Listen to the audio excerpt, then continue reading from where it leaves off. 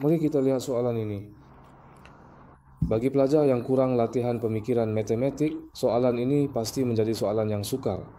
Tetapi jika ada kanak-kanak yang telah menerima latihan pemikiran matematik dalam jangka masa panjang, soalan ini sebenarnya sangat mudah. Baiklah, mari teliti soalan ini. Kelas 6-7 ada 40 orang. Jumlah pelajar ialah 40, 1/3 lelaki dan 1/4 perempuan telah keluar, tinggal 28 orang. Jadi berapakah bilangan pelajar lelaki dan perempuan? Kita gunakan kaedah gabungan nombor untuk selesaikan soalan ini. Pertama sekali, mari kita lukiskan gambar rajahnya. Baik, pertama sekali kita tahu, sebagai contoh, pelajar lelaki di sekolah menengah misalnya, biasanya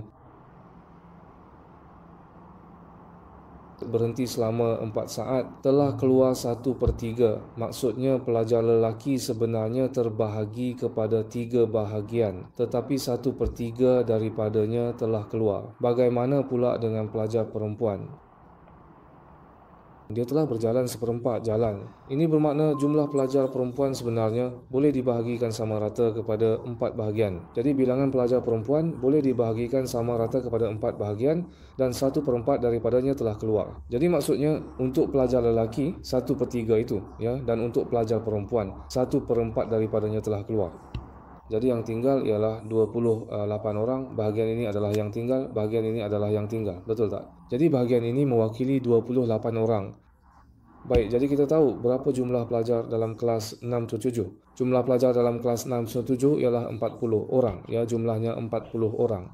Okey, sekarang kita tahu M, baiklah, 1 bahagian lelaki campur 1 bahagian perempuan. Okey, itu sahaja. 1 bahagian lelaki campur 1 bahagian perempuan adalah sama dengan 40 tolak 28, iaitu bersamaan dengan 12 orang. Jadi sebenarnya ada 12 orang pelajar. Ya, betul, 12 orang pelajar, semuanya 12 orang pelajar.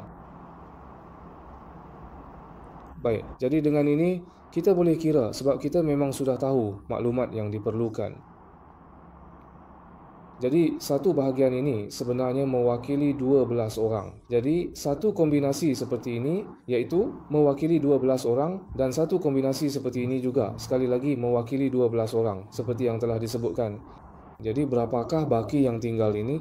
Iaitu 40 tolak 12 ialah 22. Betul tak? Ia sebenarnya sama dengan 40 tolak 12 kali 3. Baik, di sini ialah 4, iaitu 4 orang. Jadi satu bahagian perempuan mewakili 4 orang pelajar. Jadi berapakah bilangan pelajar perempuan yang ada di sini? Bolehkah anda kira? Sila cuba kira jumlahnya sekarang.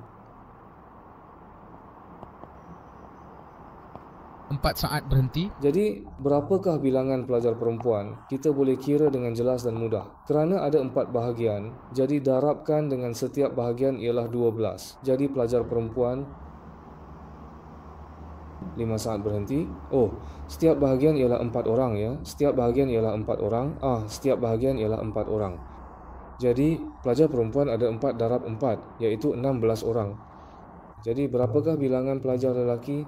Kemudian kita tolak bilangan perempuan daripada jumlah bilangan dan kita boleh dapatkan jumlah bilangan lelaki, iaitu 40 orang tolak bilangan pelajar perempuan, maka kita akan dapat pelajar lelaki seramai 24 orang. Adakah anda sudah faham? Jika sudah faham, jangan lupa untuk beri tanda suka dan ikut Cikgu Suria.